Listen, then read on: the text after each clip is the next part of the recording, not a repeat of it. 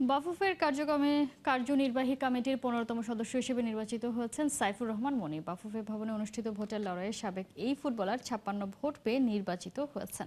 সাইফুর রহমান মনির প্রতিদ্বন্দ্বী এখলাস উদ্দিন পেয়েছেন 51 ভোট। শনিবার সকাল 11টা থেকে দুপুর 1টা পর্যন্ত বাফুফে ভবনে এই ভোট গ্রহণ অনুষ্ঠিত হয়, যেখানে 133 জন কাউন্সিলরের মধ্যে 107 জন ভোট দেন। বাংলাদেশ ফুটবল ফেডারেশনের গেল 26 অক্টোবর নির্বাচনে এখলাস উদ্দিনের সাথে সমান 61 ভোট পান সাবেক স্ট্রাইকার সাইফুর রহমান মনি। শনিবার সমতা ভাঙার নির্বাচনে সাইফুর রহমান মনি 56-51 ভোটে এখলাস উদ্দিনকে হারিয়ে বাফুফের 15তম সদস্য হিসেবে নির্বাচিত হন।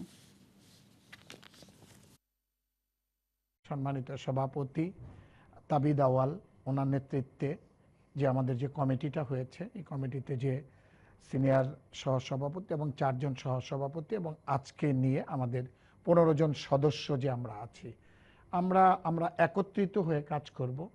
আমাদের সত্যি কথা বলতে গেলে যে আমাদের প্রেসিডেন্টের একটি নির্দেশ যে আমরা একটি সুতার মধ্যে গাঁথা, এবং যে কোনো ফুটবলের উন্নয়নের জন্য, ফুটবলটাকে মাঠে আনার জন্য এবং ফুটবলটা প্রত্যেক